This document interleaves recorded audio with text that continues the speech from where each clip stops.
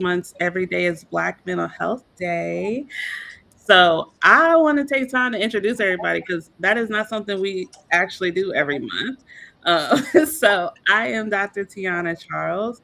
I am the CEO of Collide Peace Corner in San Antonio, Texas, but I'm also licensed in 6 other states. So I serve Kansas, California, Nevada, South Carolina, Alabama as well. And next to me is Darian. Yes. I am Darian Rose, CEO of Therapeutic Rose Counseling. I am licensed within the state of Texas. I am now a LPCS. I'm a supervisor, so I will be taking on interns here very soon. And I'm looking forward to expanding my practice in other states and being in the company of great other therapists that are here today. Awesome. And Terry. I am Terry Terrell out of Wichita, Kansas. I am the CEO of Odyssey Counseling and Consulting. I am in Kansas and working on my clinicals. I am LMFSW, social worker by trade, therapist. So doing big things in Kansas, creating spaces, having conversations with men about mental health. I see youth as well as families as well as individuals, so and adults. So make it happen here. Thank you, Jonathan. What up with it? I am Jonathan Caesar, the owner of Green Shore Counseling. Green like the color, shore like the ocean. I'm based out of Houston, Texas. I'm a licensed professional counselor. And yeah, we get it rocking over here. And Brandon. What's good, yo? My name is Brandon Vasquez. I'm the owner and CEO of We Up Counseling and Consulting. I'm based out of Houston, and I work with black men and the people who love them. I love that. Oh, Uh, and I'm licensed in DC as well as Texas. I love that. So everybody on this call has a wealth of knowledge and expansion, right? So I don't think I've mentioned, but I'm a licensed clinical social worker. And so I also wanted to show that we can come together, social workers, counselors. If we had some LMFT friends, they'd be on here too. So we got to work together to serve our community, no matter which profession you are a part of. And so today's conversation is about access. We named it Access is Power, why Black communities are often the last to know. And so this came about by Jonathan. He had the idea of how do we bring the idea of remembrance for Juneteenth into the conversations that we have about wellness. And so reality is, when it comes to Juneteenth, our people were legally free, but they didn't know they were free for about 2 years after that. And so when we think about Black people in general, many enslaved people remained in bondage, remained like they didn't know about the critical information. It never reached them. And so that brings the reality of what happens when access is delayed, restricted, or unevenly distributed. And so when we think about today, that looks a little bit different, but there's still op, ooh, I'm going.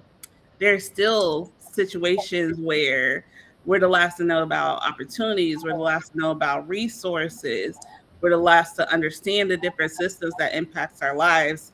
And so we wanted to kind of talk about that. It's not about necessarily blaming our community or blaming the individuals that we serve or us as individuals either, because a lot of times us as professionals are often the last to know about things. But we want to explore like how do we get that information?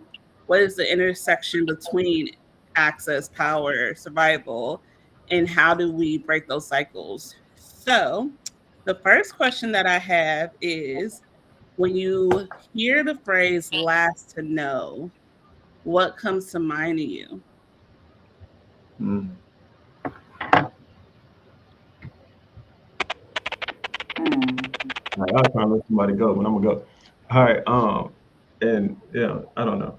I just be going. So, but when I hear last to know, it ties into what we talk about, right? It ties into I really just take it back to the whole Juneteenth situation. It's like, God damn, we was free, and then like y'all knew this, and then ain't nobody tell us. So that's when I hear last to know, I think about that, especially in this context. And then it's like, okay, if you fast forward that however many years it's been, it's still like access to like education. It's still like last to know. And I speak on education because I used to be a teacher, and I think about like the times when my mom was, I know I'm going all over the place, but the time when my mom was talking about like schools being desegregated and everything, like she kind of, I think she was a part of that, like she experienced that. And then I worked in a school and noticing today how schools are still segregated. Like I worked in a school where if the bilingual classrooms was on one side and the regular classrooms on the other side. If you live in a certain area, the whole school white. If you live in another certain area, the whole school black. So when I think of last to know, it takes me. I keep getting stuck on Juneteenth, but I also kind of like fast forward and it's just like everything in life we never find out until like 2 years after it was already hot. Like whatever we doing today, we should this right here we should have did 2 years ago. Is Mhm. kind of what I'm saying. And I'll listen. What else go? And also, like, when I think about what you just said, a lot of times it's a mentality too, right? Like, I think about when we were in school and stuff like that. A lot of our kids, we go to people that look like us, and we also still sit in the back of the bus, right? Um, so like, it's kind of a mentality that is ingrained in us too, even though it's subconscious, it still is there. And Yeah. you brought up back of the bus. We used to freestyle on the back of the bus. Like every that is interesting. I never thought of that. Why do we sit? We used to sit in the last row on the bus. Well, we I know think why. Why? Oh, Oh, it's I mean, just oh, okay. All right, all right. he don't want to open up in a whole other I question, but thought I of, think, I thought of. My bad, my bad, my bad. I think I was gonna let somebody else go. All right. well, physically, but also psychologically too. You think about what responsibility of having the information allows you to do, but also the responsibility of and the pressure of doing something important with that information.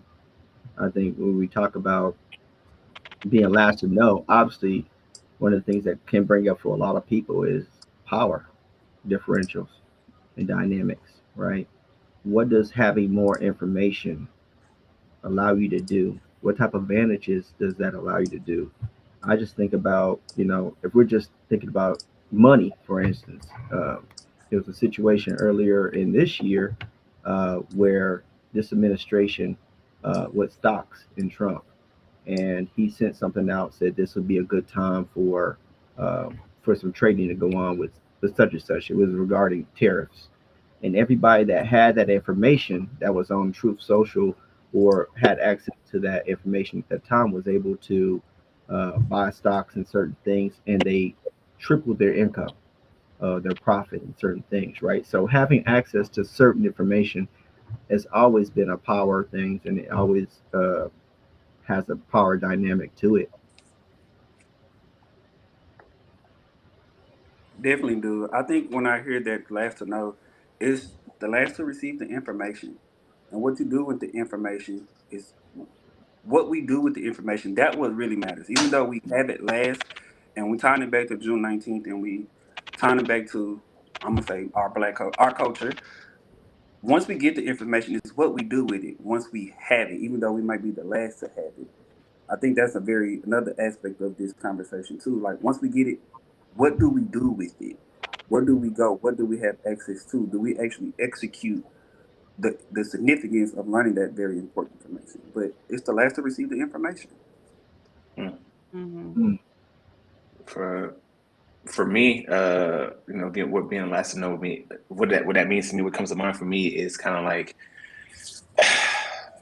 finding out there's a different way of doing something after after you've already like bumped your head, saying whether that be in like investing or therapy, healthcare, and stuff like that. It just feels like we are paving new ground, and then we getting bruised up, and then after we're healing, we realize like, oh yeah, there was this whole path, well lit that was available for you, and you don't find out about that until after you don't already done took your lumps. Um, I will say that because of that, as a therapist, I often see people kind of like make a kind of a mistake of a lack of exposure for a lack of ability. So it's like you do something and you didn't know no better, so to speak. You didn't have the information, but then you internalize that as if like you should have like been able to pull that information from the ether, and have known or have been telepathic, but nobody really taught you. No one really put you on. We don't have this information does not flow freely within our community. And there's a myriad of reasons for that. But for me, it just feels like there's like a world out there where there are signs and arrows pointing you to where you want to be, but we just don't have we don't know it's there. No, they don't tell us, man. It ain't like we ain't find it. They're like hidden. Like the signs are like around the corner. They're like, y'all can't go around that corner. So look at the sign. I mean, but historically, they've always weaponized and utilized that information and the lack thereof of information. If we think back even to slavery, Jim Crow, all that is information that was hidden. I mean, if we even think politically, how making decisions and voting really late in the middle of the night and then letting everybody else know that these laws have been passed 2 or 3 days later. Look at the advantage that they give certain groups and certain people. Absolutely. It's always really been, like y'all said, connected to power. There's always been a tie between information, knowledge, and power. Like even when we think about the literacy laws and voting rights, like we just got voting rights in this century, really. So that's crazy. Like I think a lot of people think just because it's in a history book, it happened hundreds of years ago, and it didn't. That's Um, 100 years ago. I agree. and so, Control information, you control power. It's control. hmm and you control who has access to different opportunities as well. So why do y'all think the information has historically been withheld from our communities? Well, I'm gonna go first on this one because like it's going back to that whole power and control. Like if you have the ability to read, it's really hard for for somebody to finesse you out of something. Using these contracts that these folks came up with. What I'm saying, like having not having the education, not having access to financial systems, and being able to own property, which means being able to wealth build. Um, not knowing your rights because they're passing them in the heat of the night, and then they make it illegal for you to read, so you can't read what the laws are, so you just kind of out here bumbling and you stumbling across illegalities and you don't know, but they hold that against you. And I think that was by design. Like the only way to catch you is to like deny you the ability to see the truth. Mm. For sure. Any Run, other? run the question to me one more time. So why do you feel like information has historically been held from our communities? Okay, I'm thinking on it. Well, I I just think think it's been about held. I think it's been held from our communities because they know if we had that information, how powerful we'll be. Go back to They said, boy. the movie. I believe Higher Learning. Knowledge is power. I believe that was in Higher Learning, or that was in one of the movies. But knowledge is it power. was. They know if we had it and what we'll do with it. I think it will not only shape and redefine American history with the little bit of information that we do get, even when we are the last of the party. Look how much we have reshaped America, this world, matter of fact. So think about if we actually they gave us the information, or we had the information, or created the information, America would look totally different, and that's a very scary thing for them to recognize or to acknowledge. And so they know that, but that's why I think it's why we get elected because if we had it, look what we done with the little bit that we had, showing up last to the party. Mm-hmm. Absolutely. I would like to even reframe that of showing up last to the party, right? Because that kind of puts the idea like we're choosing to show up last to the party, right? Mhm. And so I want to reframe that a little bit. You know, I think back to even like the slavery and Reconstruction. Like there was laws and slave codes, and like later became black codes that made it illegal and dangerous for like the slaves to read. Right? We talked a little bit about that and how important education and applied education is, and when you can keep people ignorant and denying literacy, and how that kept people dependent and easier to control.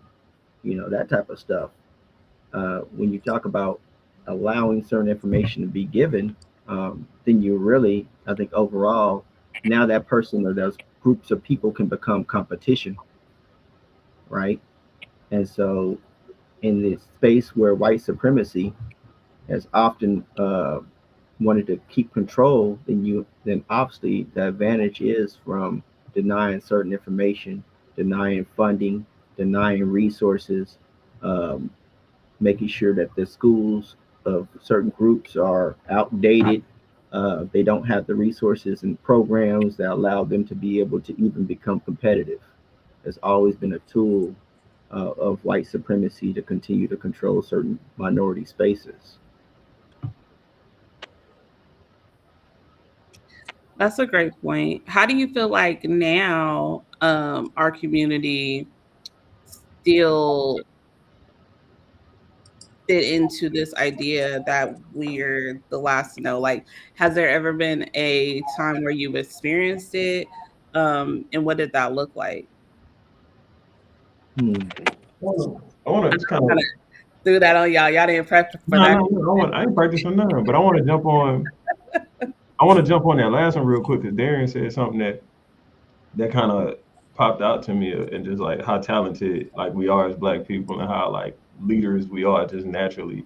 And I think about like Good. we invent cool, like we are whatever's in style at the moment, like we are that, we created that.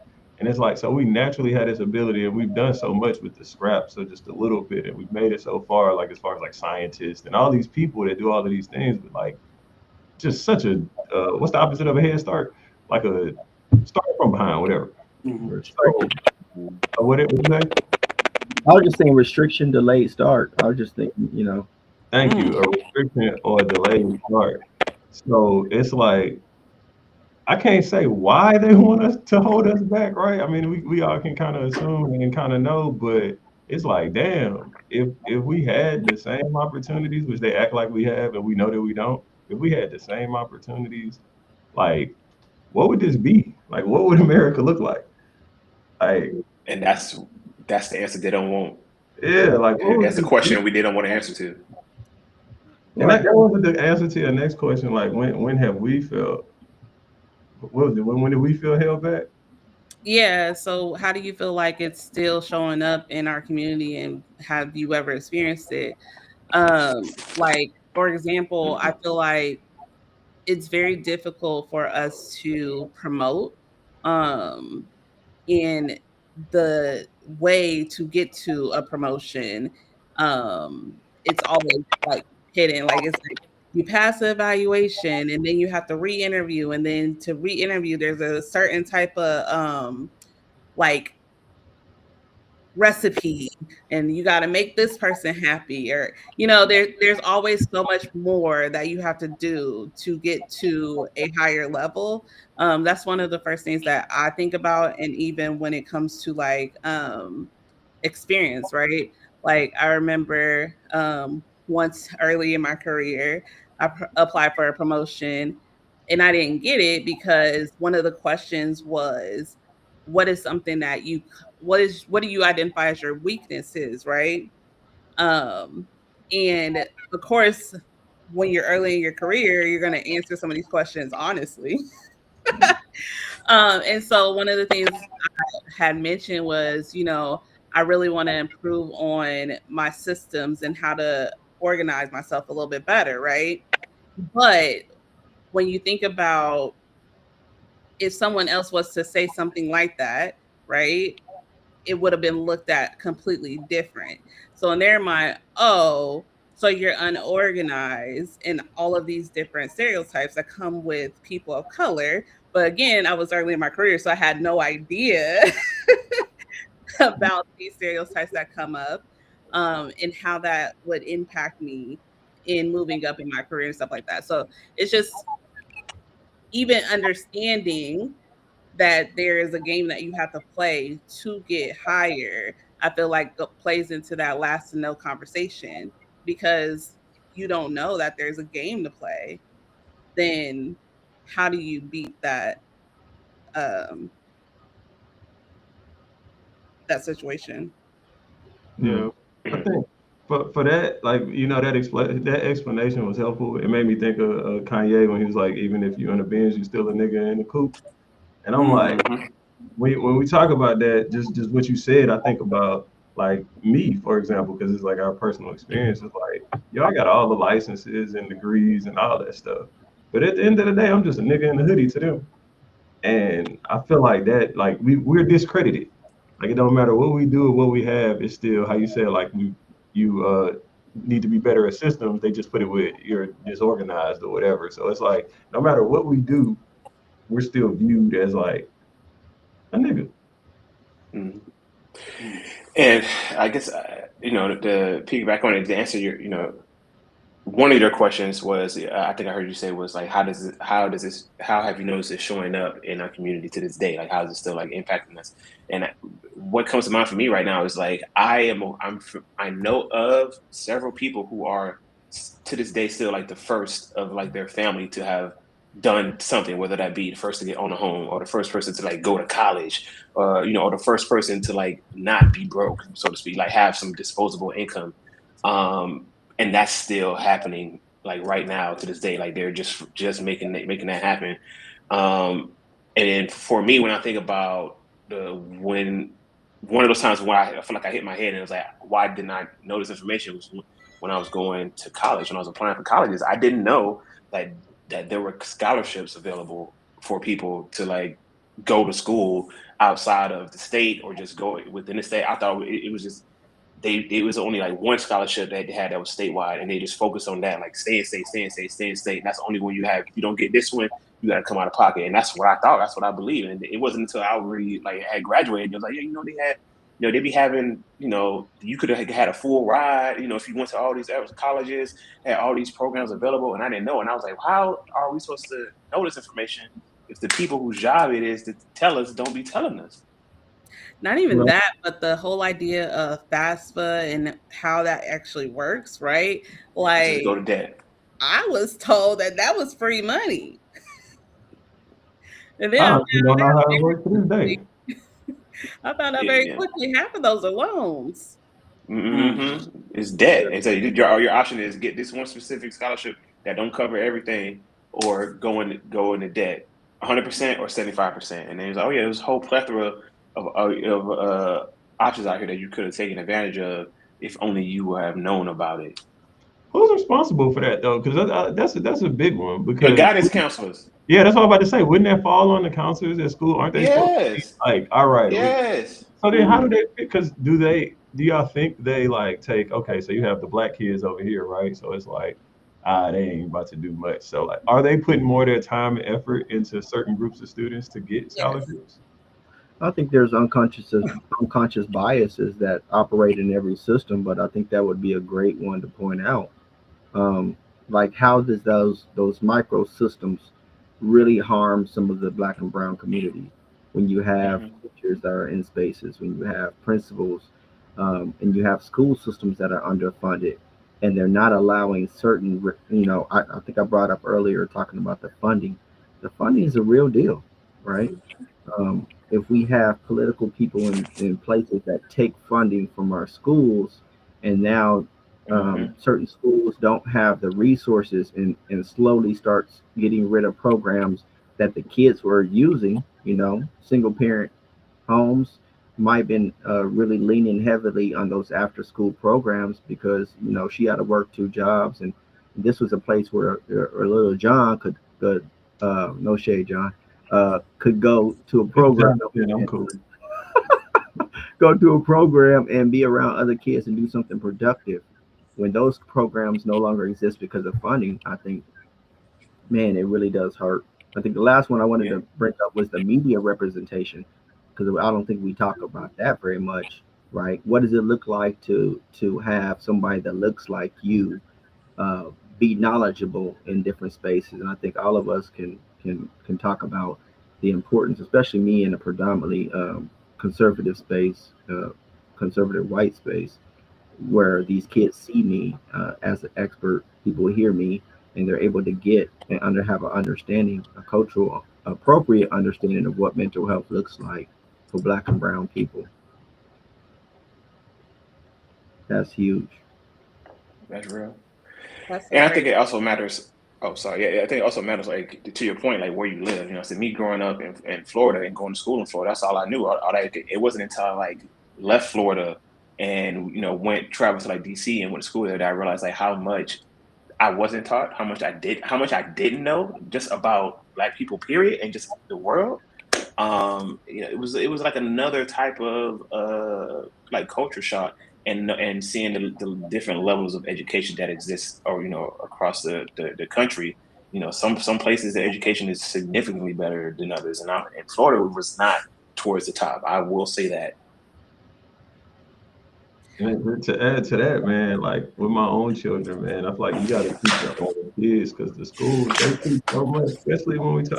I'm not speaking of like just teaching Black history, but I just think Black people are in history. So whatever you teach, like it's a certain lens that got to be taught through, and it'll be taught Hmm. through a lens that's looking at like they'll they'll tell a story up to a certain point, and then it's like, oh, everybody wanted to be all inclusive, and it's like that's not what really happened. You know what I'm saying? It'll get fuzzy. So it's like as parents, we gotta try to teach our own kids. But then when we talk about the government, they're taking a lot of things away to even be able to present to your kids. They're taking stuff out the museums. If you want to do it on your own, it's tough. So that goes back to last to know. It's like even if we are at the end of the line to find out and we want to go try to get the information and bring the information to our children or whatever, they hiding that. They burning the books. Also, I think you guys bring up a great point. Like, well, I think about the whole travel thing. I was actually just having a conversation the other day about traveling outside of the country and how much that is a lack. Like, there's a lack of access for people of color to do that. Um, but I think a lot of that is instilled fear too, because one of the first things people say is, "Oh, so you're going over there? It's dangerous. It's dangerous here too. It's just as dangerous here as it is anywhere else, if not more dangerous." And so, um, just holding like there's a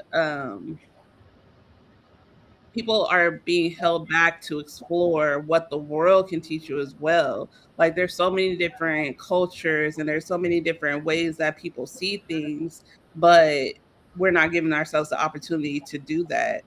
Um, and I will say that there's some systemic barriers to that as well. For example, for example, if you are a single parent, you have to have the other parent's signature in order to get a passport, like stuff like that, right? And then if you don't have the other parent involved, then there's a whole process to get around that. So there's definitely barriers, um, but just understanding that you should be able to explore it without the fear of exploring other countries.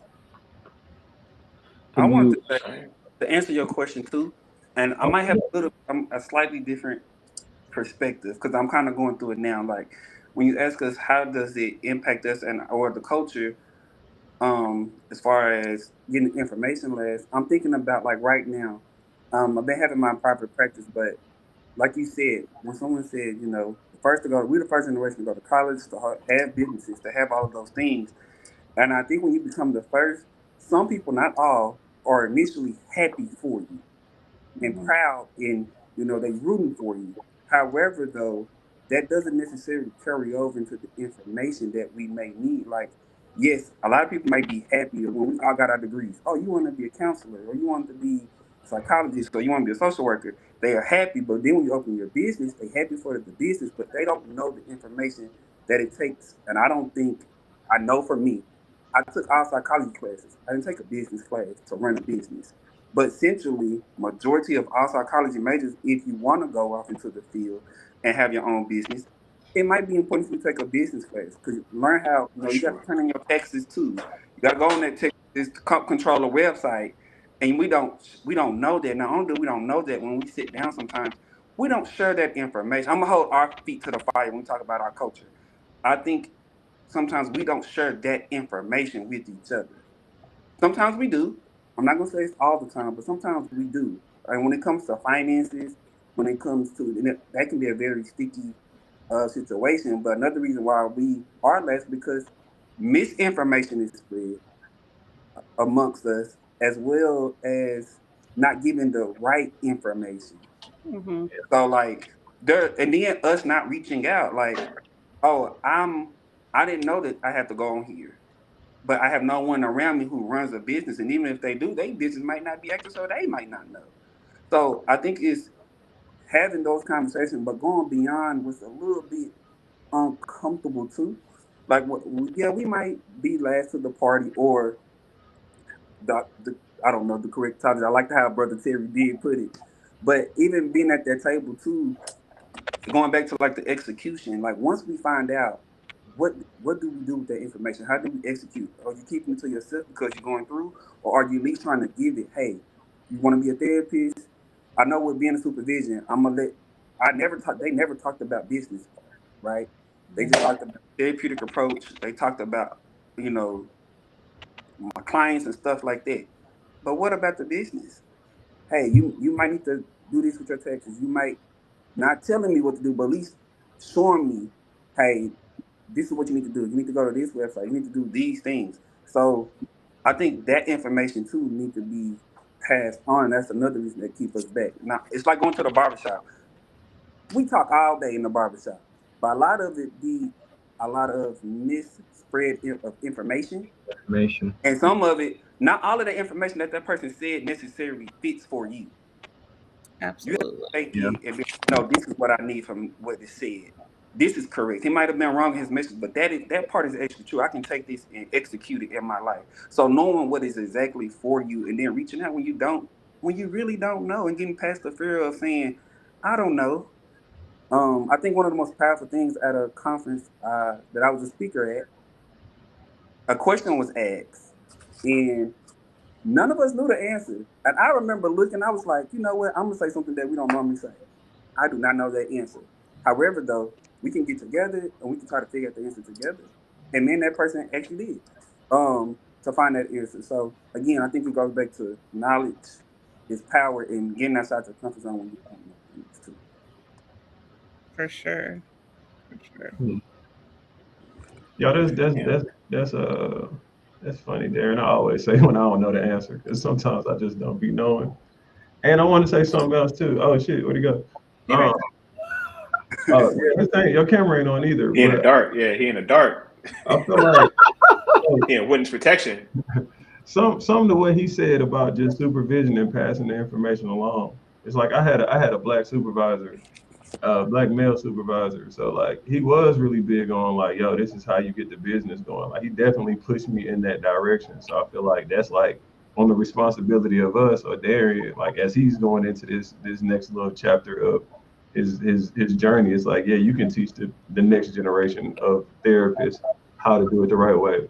Another a question I wanted to bring. I'm sorry, Dr. T. I know you had. No, go ahead. I wanted to bring just I was thinking about it and he started talking and it just went together was like, all right, we this whole conversation we've been talking about how things have been kept away from us and how we've been held back. But like, what are times or how do we hold ourselves back? I guess how do we get in our own way as a people? Like, how do we block each other's blessings? I guess, or keep Mm. back in I line. That's a think good question. that is a great question, but I think that what I've noticed is instead of trying to seek mentorship or um, even encourage each other, right? A lot of times we're looked at as haters a lot of times we're looked at as jealous. A lot of like there's so much negativity that comes along with trying to see or gain information. So there's like a lot of gatekeeping, kind of what y'all were talking about. There's a lot of gatekeeping that happens when it comes to leveling up to the next level. And so I think that there's a fear of competition, but there's room for all of us. So I think that's how we hold ourselves back is instead of, oh, she's just jealous of me, is it I'm really just trying to help guide you. I'm really trying to help mentor you. This happened to me, and so I don't want you to experience the same hardships that I had to get to where I'm at. Um, so it's like a lack of trust that we innately have now, our generation, have in each other, but also people that don't look like us, which is understandable. But at the same time, we need to learn how to trust until, right? Because you can learn a lot from different people, regardless of what their intentions are.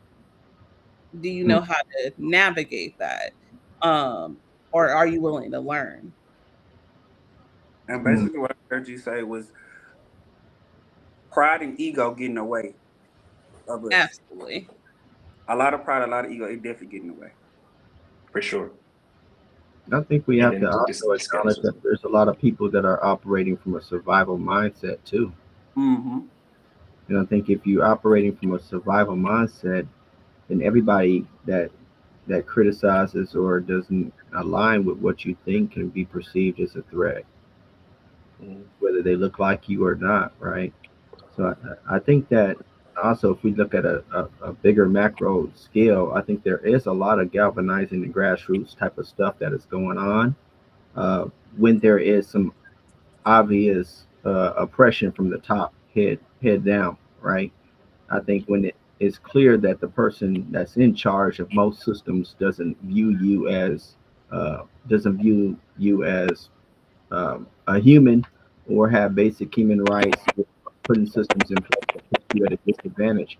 I think there's a lot more galvanizing of minds to create some movement and some things that are going on. I think right now there's a lot of grassroots stuff that is starting to happen. There are more conversations that are starting to happen to move black and brown communities forward, and you have a lot of oppression from systems that are, I mean, their agendas are pretty clear right now. So, so I think it's less about us holding ourselves back now, and more about people actually seeing the movements that are going and moving forward and hopping in on those.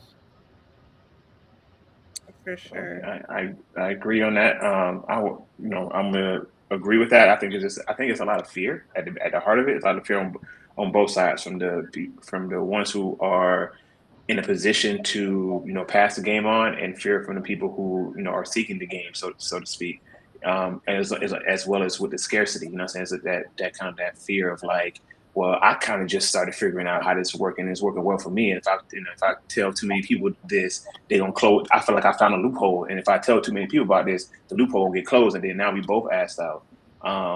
But that also feeds into like a lot of the skepticism of like, if I tell you about this, how are you going to take advantage of me? Because that's the only thing that we can think about is like, if I choose wrong, I can't afford to choose wrong because like this is everything I got right. If this goes wrong, I'm cooked. So I can't afford to extend the olive branch. I can't afford to give you that leg up or what have you, because I personally don't feel like I'm on solid ground. I'm barely hanging on as it is. And I think that goes to what you're saying about that survival, that scarcity mindset. And I think a lot of black community is definitely living in this very uh, scarce mindset for justifiable reasons, of course. That's real. That's real. Like, what happens to the person who hops out in first and takes on that responsibility? They usually get the brunt of consequences or oppression to tear that movement down, right? So no, Mhm.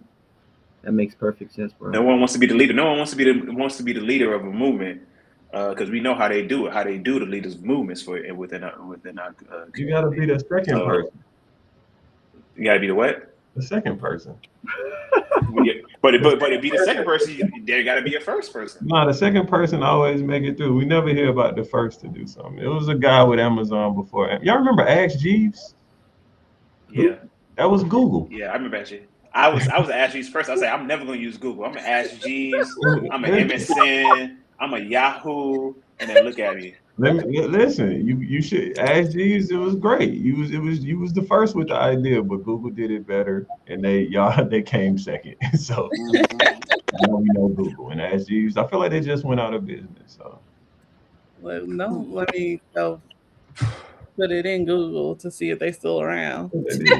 Yeah, I think I think as Black people, we was always taught so many things to like be private and to not share, don't share about Don't say salary, nothing. share about none of that stuff, right? And I just feel like when you meet white people, they ask you two things: they introduce themselves and they ask you what you do. And I used to think they were just trying to get in my business and trying to figure stuff out, but really they just be networking at all times. And we Mm-hmm. got to do more of that. They also be in your business. Close friends. I don't know what they do. So you got house friends. That I don't know what they do. I don't know what their profession is. Yeah. But that's also, that's a good point because when we go out, a lot of time it's not networking all the time, right? Like half the time we don't care. But I think it's very true. It doesn't matter what you know, it's who you know. Who you know? Mm-hmm. Because who you know will get you the information to what you know. Uh, Mm-hmm. and so also there we got people watching. So if y'all want to join the conversation, please chat with us. Throw your comments in the chat. Um, but yeah, I think that's a great point of like you are a walking billboard, right? And so you have to be okay with talking to people. Maybe getting a little nosy. We nosy anyway. Might as well About the wrong things. We nosy about the wrong things. We need to be nosy You about know anyway. You stuff don't that's get gonna put everybody money in your business. pocket. I Yeah. prefer the term inquisitive. Okay. Inquisitive. Okay. I like the reframe. Look at him. But inquisitive about random nonsense. Like be inquisitive about how you can like build with the next person. I feel like that's a learned thing too because I learned it along the way. Mm-hmm. Yeah, the power of it is huge. I'm learning it now. Yeah. Still learning it. Absolutely. Yeah, still. But I think that's I'm still a also novice. goes back to learning that business side, right? Like a lot of other cultures have access to that behavior because I do think it's a learned behavior to be business savvy early. And we don't always have that access. Sometimes we do. But even the people who are in our lives that have businesses, they're not really showing too much. Or it's not even lined up properly. The business is a business is running, but is everything in order? Like is it done the right way? Mm-hmm. Mm-hmm. They teach us how like the things Darren was just talking about, like, or is it just, they got a business. So Dr. LLC. That's it. We also need to check our own trauma. It impacts how we perceive others and their intentions. That's so true too. And so like what's happened to us in the past and how that impacts how other people show up. Like there's I think that goes back to how we were talking about a lot of people see other people as trying to um hinder Finesse. your progress or finesse or scam, but are they really trying to do that? And how has something that's happened in the past, how does that show up in the ways that you engage with people? I also thought about as we were talking about that, another thing that holds us back directly is the thought that we don't belong in certain Mm-hmm. spaces, right? So I'm the only one, I'm the token Black person, so I must not belong here. And so that imposter syndrome and hypervigilance show up often. And so understanding that you're in a space because you deserve to be there and that you belong there is so important too. And that also has to be taught, though. I mean, I think there's a lot of people that deal with imposter syndrome in different career fields, and I think even with our ethnicity, when we do get into certain rooms, and there's a lot of people that don't look like us, the internal conflict that we have to, if you haven't been given that identity to be able to stand strong in those spaces, that can dwindle a little bit. So yeah, that has to be kind of taught. I had to kind of figure that out myself when I Mm-hmm. get into a lot of high profile space. Because you the first. Yeah, to Because be you the the first. You one of the first. yeah. Mm-hmm. You the first one in. Mm-hmm. That's the last. Like You the Jonathan said, and like they said, the second one, your kid, the second one in, they gonna have a game and they gonna navigate way easier than you did. how Yeah, how do we this how do we jump the line though? Because even all of that is like, damn. Even when we figuring it out, like we might be the first to figure it out, but we still was the last with the information to be able to figure out or be able to step into a role and to get through the imposter syndrome. Like, how do we get ahead of that? Like, how do we beat that? I think the systems matter too, though, because you can have the information and not have the systems to be able to utilize that information. I think I was seeing something in a quote. They was talking about Amazon and how they went almost 10 years without any profit, right? And had that been any other minority business, Yeah, there's no way in hell that would have been a true reality for that business to mm, go 10 plus years. But obviously, they were able to tap into a system that wanted them to succeed. And so, although they might have not had all the information, they had systems that allowed them to have longevity until they were able to implement that stuff in real time. And now look mm. at Amazon and today. I And think they that's overtook the number one spot. mm-hmm. Systems is that makes a lot of sense. Like I feel like systems in anything it'll run. Quit And trying then to that pass oh, buck and put some systems together. Basically, Yeah. yeah, play the long game. and, But and we that got reminds me. Oh, did I cut somebody off? no, you're Oh, fine. good. I'm always talking. Oh, okay, yeah. Terry, and hearing you say about like the systems and like how Amazon like took over. One thing I will say about them, people they have a system in place where like they can take losses until they can take over a certain sector, and then once they got it, then they come and get all the money plus whatever they lost back in the day because they got full control over it and they can do that. But that reminds me of like just like the differences between having those resources in the sense of like paid internships versus unpaid internships, and like how Black people and people who don't come from means can't afford to take unpaid internships because like all the benefits that you get from an unpaid internship, which is the network and being able to move in rooms where the movers and shakers are, you can't do it because I gotta get paid. I gotta pay these bills, and I don't have anybody to fall back on who's going to be paying for my rent, who's going to be paying for my bills while I take these next year or two in order to get the experience I need to take off. And that is like one of those differences in like availability of resources that I've seen and recognized. And I know it's still a thing, to this day. There's a lot of those um, high paying positions like in finance and business and all that stuff like that. There's a lot of internships that comes behind that, but a lot of them don't really pay. If they do pay, they don't pay enough for a grown person to like be able to sustain themselves on it. So we automatically can't take it, and we lose out on the benefits of it that of those positions. Mm-hmm. Absolutely. And I will say also, along the same lines of being unable to take some of these opportunities, right? I don't know that a lot of people know about fellowships and that they exist right now. Um, and so it's not necessarily while you're in school, but that transition in being open to what a fellowship can do for you, right? Because I think a lot of people they get out of school and they think they're going to skyrocket with their paid job and whatever field that you're in, But a lot of times you do have to start, because there's also this impulsive like behaviors that we have now. Like there is a lack of impulse control. You have to have it right now. Like you have to be successful and have the high paying job right now. Like, but sometimes you are going to have to start at a lower level to get to where you want to be. But what does that look like? And what is the roadmap to get there?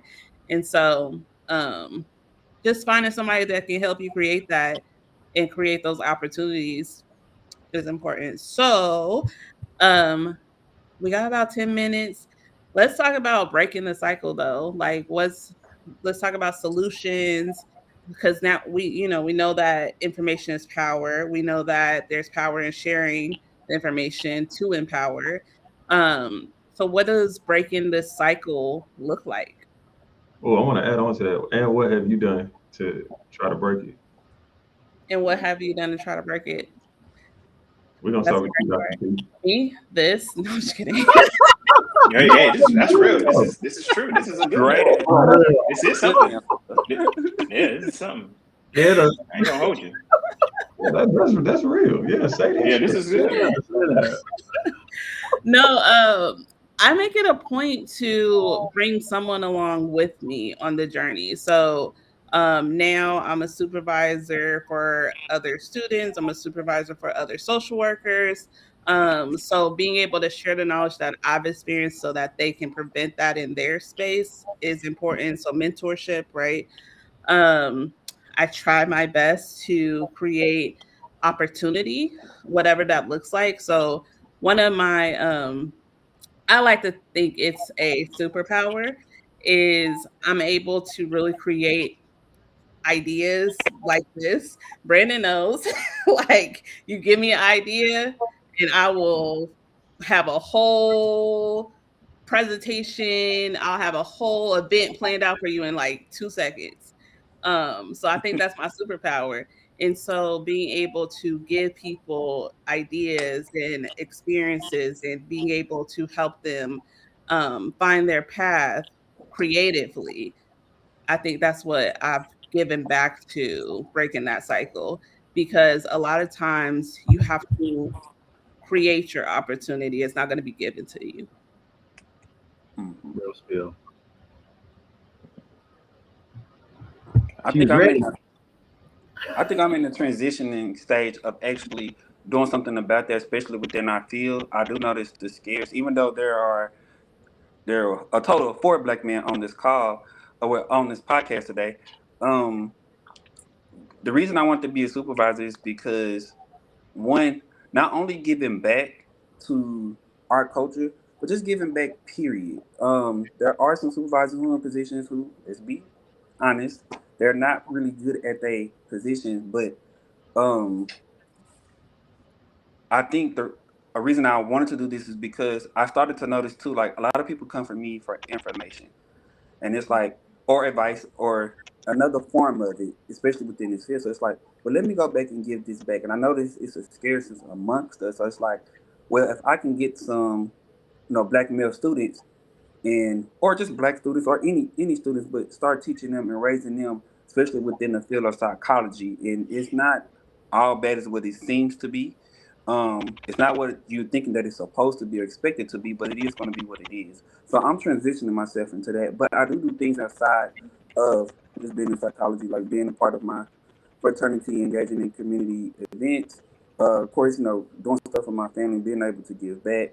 And sometimes just showing up and being a decent human being Mm. is very overrated these days in today's economy. Just being a decent person, with respect. Some of the old ways, I know we kind of shun away from them, but some of them was really great. Like far as chivalry, or just far as just being nice to a person, or just opening the door for a person, regardless if they don't say nothing. Hopefully they do if you open it for them, but just being a decent human being. Hmm. That you are, my man. That you are. Appreciate it. I think Dr. T started us off really good with a great example. For me, it looks like Also, volunteering my time, going into spaces with young minority kids and showing them that you can be a physician, you can be a doctor, you can be a lawyer, you can be a therapist. You can have swag. You can look the way you look. You can talk the way you talk, and present that representation in a way that is empowering to the next group of kids to want to come and do what we do. Right. I think that breaks a lot of cycles, and the representation, something I talked about earlier, is just something that is not, was intentionally limited in the beginning, but now we have a choice to be able to do that by spreading ourselves out in different spaces with balance, obviously with some wisdom, right? But being able to do that and then hand out resources and things. So when I'm asked to come speak, I'll be doing a fatherhood presentation with several men later on this month. And then I was asked to come speak to a group at the YMCA. And I'm going to take advantage of those opportunities and give of myself to make sure that I'm handing out more hope and empowerment to the group of kids that does see me and hear me. So that's one way that I plan on doing that, attacking that. Yeah, I think that's fire too, the fatherhood thing. Cause like, I mean, I'm thinking just a young men you talking to like young fathers or something? So fathers are going to be there, and they're going to bring their sons. Um, Yeah.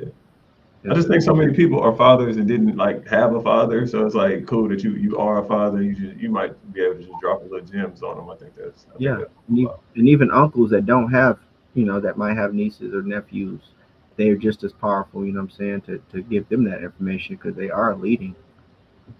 Yeah, for sure. I Absolutely. think for me professionally, I really try to cater to like young people, like 21, 20, 19, 23. Like I know I said it out of order, but like that age group. Because I think of me like, man, if I'd have known about therapy or just like whatever anxiety or trauma, whatever we're dealing with at that time, and just like having someone to talk with and learn yourself a little bit and get some relevant advice, like how far ahead would that put you? So like my goal is that in working with me and me working with people that they're able to skip the line a little bit, so they're not always at the end. I'm hoping somebody can skip the line. I hope I help somebody at some point. Skip the line, go to the front, get your shit, Fast, fast. and pass that along for your people, and we're gonna keep it Hmm. rocking like that. Love that. I like that. For me, I think is like cutting out the gatekeepers. You know what I'm saying? I think we came up in an era of super gatekeeping. And even now I feel like I see a lot of it. So that's definitely something I want to like not continue to perpetuate. With that in mind, I personally just started on account of quick. I just found me a mentor who's gonna help me out for the next 6 months or so. And the agreement that we had with that is that like once I'm where I want to be, once I get there, I got to turn back around and I got to pay it forward to somebody else. And I made that agreement. And I was like, I love it, and that's something I want definitely for sure will want to do and will do. Moving forward, I'm not a supervisor yet, but it's been in the back of my mind. Trying to figuring out like how I can make that work for my lifestyle, and also what I'm saying for the people coming up behind me. So that's really what I want to focus on doing right now. I'm just starting on the giving back aspect. I love that. All right. So as we close, I'd like to ask you guys one final question. So what is one piece of information, knowledge, or wisdom that changed your life once you finally had access to it? Ooh, I got one. You say it's not what you know, it's who you know. And I was told it's not who you know, it's who knows you. And I feel like that Mm, always kept with me. And I need you to know me, not I just know you, because I can know you if I call you and you don't answer, that don't matter. But if you know me, like you answer, then it matters. I like that. I'm gonna start adding that onto it Yeah, because that is important. yeah, Like you can know them all you want to. yeah. If they, you don't do not disturb, if they don't text Yeah. back. Everybody know LeBron. LeBron does not know who I am.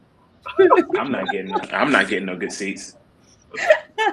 Yeah. Or even the people who know him for real, like there's somebody who like really knows him, like talk to him, but it's like you ain't Rich Paul. Like I don't know. Yeah, it's true. You're not part of the inner circle. Yeah. Yeah, that's a good point. Mhm. So, what knowledge changed your life once you finally had access to it? Hmm. Mm, I think the networking component was something that I always was good at until I realized the power of it. Until I really started being in spaces that I wasn't previously, but they talked about me in those spaces, and Mm. then those people were calling out to me. I mean, a good portion of my caseload came from word of mouth, right? So just being able to understand the power of the networking opportunities and sharing that information with the youth as well, so that they know that when they go into spaces that they need to become builders and not tear downs of each other, right? On top of that, to the youth a lot. So that information was really powerful for me once I realized the power of networking. Mm. Okay. For me, I'm bringing it in inwards, and that is that like self care is a necessity. It's not something that you need to earn. Like you can't you can't be help anybody else if you yourself are drowning. So recognizing that, like, first and foremost, I got to make sure that I'm good. So that I have all of my needs met. And once I have that, it's so much easier to help other people, and it's much more fulfilling when you're giving when you're giving from a place of like I don't know what's not, I'm not I want to say excess, but when you got extra to give, it feels good to give it, as opposed to like giving and this is your last. It don't hit the same. So I say I that changed my for me is like I focus on like how I'm doing, focusing on making sure that I'm doing well before I try to help anybody else. I You like talking about capacity? That's Yes. good, bro. That's good. That's Yeah. good stuff. Just because you can do it doesn't mean that you should be doing it. I like that. That's real. So, audience comment. I've always told myself it's not what you know, it's who you know, and once you know them, let them know what you know. Mm. Keep passing it on. Good information. Okay, Miss Irene. I like that. So, for me, I think definitely what all of y'all said too, but for me, it's also that there's nothing that's impossible. It's how much do you want to make the impossible possible, right? And so, even though it seems like it's unattainable right now, there's always a path to get it if you decide that you want to work for it. Um, so that is one of the things that changed my perspective on things, and also which aids in a lot of my creativity because there's never a time where there's not a way around something, right? Like there's always a way around something, a barrier. There's always something that you can do to get through that. And so that kind of changed my life because I was like, wait, so you mean just because this is a roadblock, there's a way to like drive through it? um, so thank y'all so much for the combo. I love that we have these conversations every month because it gives us a chance to sit back, really think about like the different things that come up. Like Dr. Scott said, it helps us identify the gaps, but also we get to talk about what are the different ways that we can change the systems that are impacting us as well. And so it's reminds us that information is more than awareness. It also impacts the way that we see freedom. It impacts our health, our wealth, opportunity, but most of our mental wellness. And so Juneteenth is coming up, and that taught us about the consequences of delayed information as well. But it also teaches us the power of sharing. And so, with that, I hope that we continue to build communications or communities in which information is not hoarded, gatekept, or hidden is shared with each other, because access should not depend on luck. It should depend on us building our community stronger. And I can get on a rant about some of the videos that I've been seeing recently, but I ain't gonna do that. I'm not gonna do that. I'm gonna send y'all on y'all way and wish y'all well. Thank you so much to our panelists, and we'll see y'all next month.